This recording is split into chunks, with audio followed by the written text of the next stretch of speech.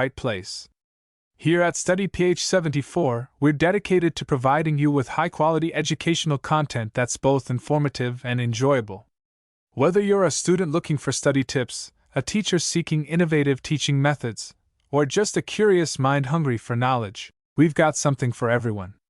Also, feel free to introduce yourself in the comments section below. Let us know what subjects or topics you're interested in, or if you have any questions or suggestions for future videos. We're all about creating a vibrant learning community here at StudyPH74, and your input matters. Neo-Babylonian Empire definition. How did the Babylonian Empire start? Southern Mesopotamia, Babylonia, suffered even more than Assyria during the Age of Confusion, as Babylonian scribes called the centuries around 1000 BCE. From the west, large numbers of Aramean peoples invaded, and from the south, a nomadic people called the Chaldea moved into the coastal area of Babylonia. These people are known to history as the Chaldeans. In this dark period of Babylonia's history, a social revolution seems to have taken place. For centuries, the temples had been gradually losing wealth and influence, as powerful kings kept them in their place and large royal estates had come to overshadow the temple's land holdings. A class of private merchants and landowners had risen in numbers, wealth and influence, rivaling the temple's economic position. With the chaos of the centuries on either side of 1000 BCE, however, the peasants of Mesopotamia, with the royal authorities in disarray, seem to have turned to the temples for protection. By the time a struggle with the Medes, the other great power in the region, was bound to come sooner or later, and Haran was very strategically situated astride the major routes leading into Syria, Iran and Asia Minor. Its possession would have given Nabonidus a military advantage in any conflict with the Medes. The rise of Cyrus. Whatever Nabonidus' motives, he plotted with one of the vassals of the Mede king to rebel against him. This vassal was Cyrus, king of the Persians. By 550 BCE, Cyrus had emerged victorious against his Mede master. Over the next 10 years he consolidated his hold over the Mede Empire and carried out swift conquests of neighboring regions, all of Asia Minor in the west, and the regions eastwards into India. For most of this time, Nabonidus was absent from Babylon. This may have been due to tensions with the temple priesthoods, especially of the chief god, Marduk. This, plus the fact that he had imposed stricter controls over the temples to try and extract more wealth from them, had aroused their bitter hostility. When a famine struck the city, open insurrection flared up, and, leaving Babylon, Nabonidus went to Arabia, where he based himself for almost 10 years. Again, there may have been strategic reasons for Nabonidus' actions. With hostilities with the Medes growing, and then with the rise of the Persian threat, Babylon's trade with the East, a source of immense wealth, especially for the royal treasury, was under pressure. Nabonidus' expedition to Arabia may have been an attempt to win control of new trade routes, the valuable incense routes from Arabia. This idea is supported by his campaigns there, when he penetrated south down into the region of Medina and Mecca. The final act in 539 Cyrus turned his attentions on Babylon. He marched into Mesopotamia and down the Euphrates.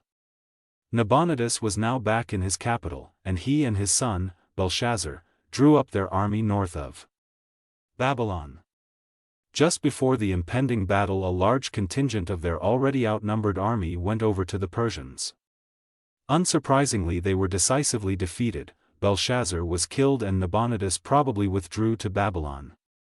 Here, the final act of the long history of Babylon as an independent power was played out.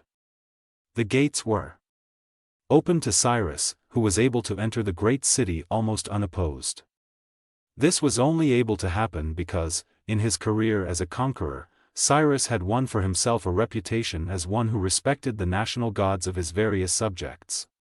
This was in stark contrast to Nabonidus, who had won the hostility of the priests and people of his capital.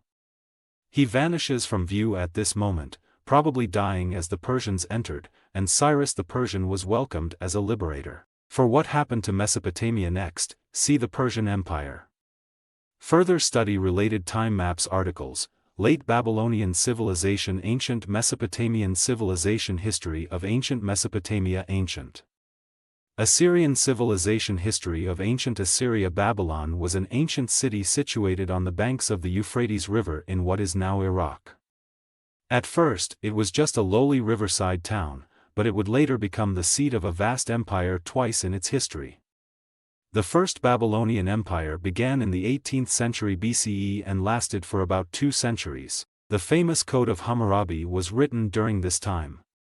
The Second Babylonian Empire took shape many centuries later, in the 7th century BCE. It was much larger than its predecessor but did not last as long. The Persians soon conquered the empire. Babylon itself emerged as one of the greatest cities of the ancient world, a city of great architecture and a center of learning. The City of Babylon Map of the Ancient City of Babylon. Editorial credit, Focus and Blur /Shutterstalk.com. Babylon was located about 88 kilometers south of the Iraqi capital, Baghdad. Today, the ruins of the ancient city sit adjacent to the modern city of Al-Hilla. Babylon was founded more than 4,000 years ago, around 2300 BCE. It was originally a small port town. Its early inhabitants were the ancient Akkadian-speaking people of southern Mesopotamia.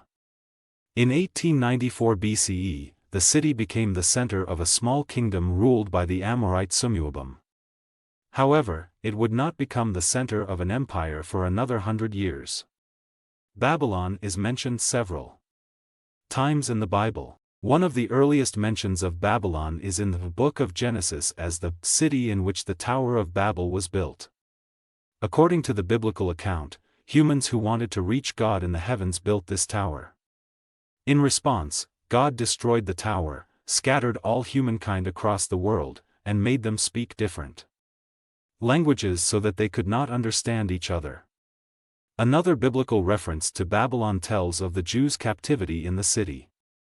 Ancient Babylon consisted of several structures, including the walls of Babylon. Walls encircling the city were first built in the 18th century BCE. Later on, an additional 3 rings of walls were built.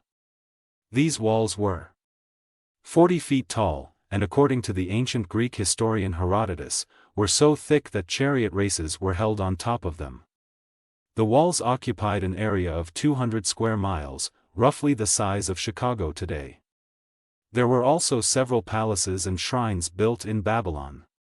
Among them was a shrine called Esagil, which stood at 280 feet tall, nearly equaling the size of a modern-day, 26-story office building, a model representation of how the Hanging Gardens of Babylon could have looked. In addition, Babylon supposedly included what is known as the Hanging Gardens of Babylon. It was a gigantic maze of terraced trees, shrubs, flowers, and artificial waterfalls, considered one of the 7 wonders of the ancient world. However, little archaeological evidence has been found of its existence, at least not in the ruins of Babylon.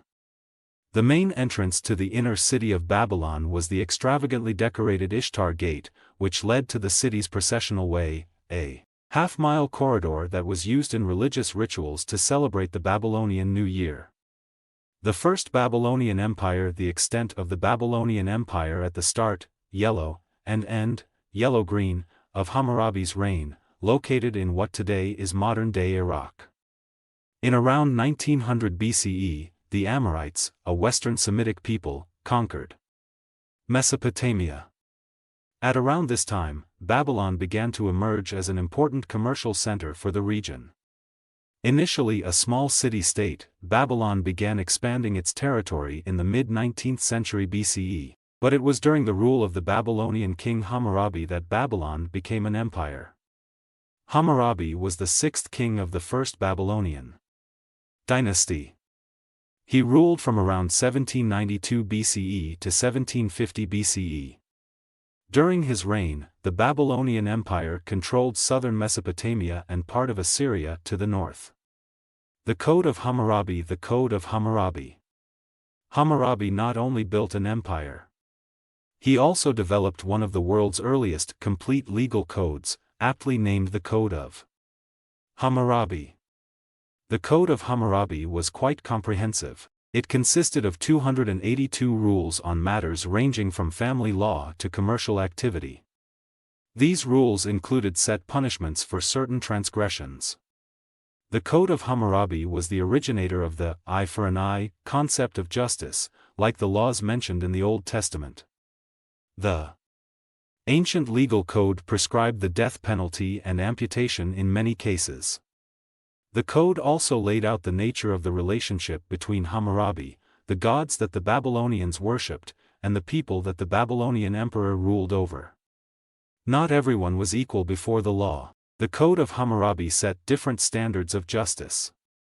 For the three classes of Babylonian society, the propertied class, freedmen, and slaves. For example, if a doctor killed a rich patient, his hands would be cut off. But if the person he killed were a slave, he would only have to make financial restitution. The Code of Hammurabi was written in cuneiform on a black stone stele, carved from a single 4-ton slab of diorite. On top of the stele is a carving of Hammurabi receiving the law from Shamash, the Babylonian god of justice. The code itself appears below this relief. A French archaeological expedition in 1901 rediscovered the stele. It was taken to the Louvre Museum in Paris, where it remains to this day.